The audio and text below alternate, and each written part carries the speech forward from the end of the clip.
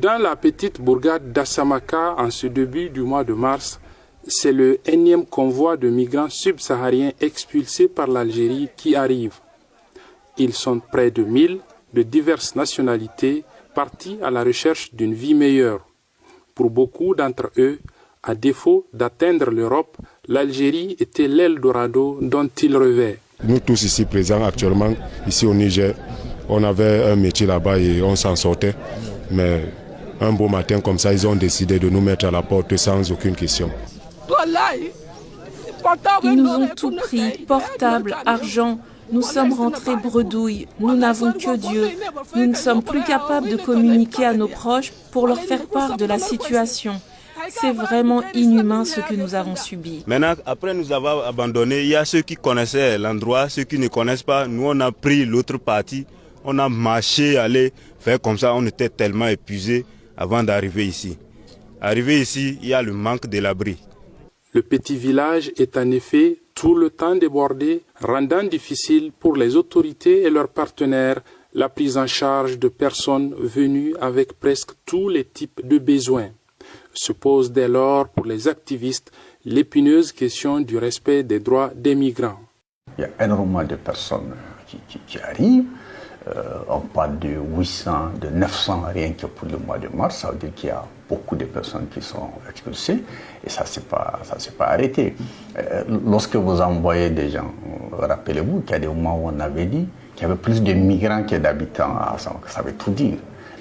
Les conditions de vie sont extrêmement difficiles, dès lors que certains arrivent à quitter et aussitôt d'autres arrivent.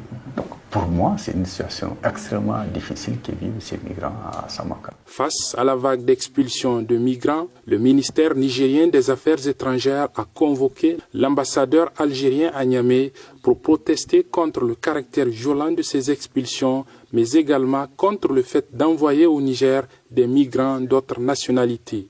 Une attitude qu'approuvent les activistes sur la thématique migratoire. Moi, je trouve qu'il faut un jour ou l'autre poser le débat avec l'Algérie. Ça fait des années que l'Algérie expulse dans des conditions totalement difficiles, qui renvoient les gens dans le désert, des gens malades, des femmes, des enfants qui sont expulsés vers le désert. De par le poids de l'Algérie, qui est quand même une puissance sous-régionale, la plupart des pays rechignent à poser le débat. Vous avez des centaines, voire des milliers de ressortissants de nos pays qui sont expulsés par un pays qui est membre de l'Union africaine, qui a des relations avec les autres. Il est important que les gens, et de ce point de vue, le discours que j'ai entendu a peut-être quelque chose d'intéressant qui consiste à dire, si l'Algérie veut refouler, eh bien, du territoire algérien, on peut améliorer les conditions par lesquelles les expulsions se font. Elles sont illégales, ces expulsions. Elles sont faites de façon collective. On ne peut pas prendre 100 personnes et les frapper de la même décision. On peut les traiter au cas par cas. Selon le dernier rapport de l'Organisation internationale pour les migrations, OIM, sur le suivi des flux de population au niveau de 10 points sur le territoire nigérien, une augmentation de 45% de flux migratoires a été observée au mois de janvier 2024 par rapport au mois précédent.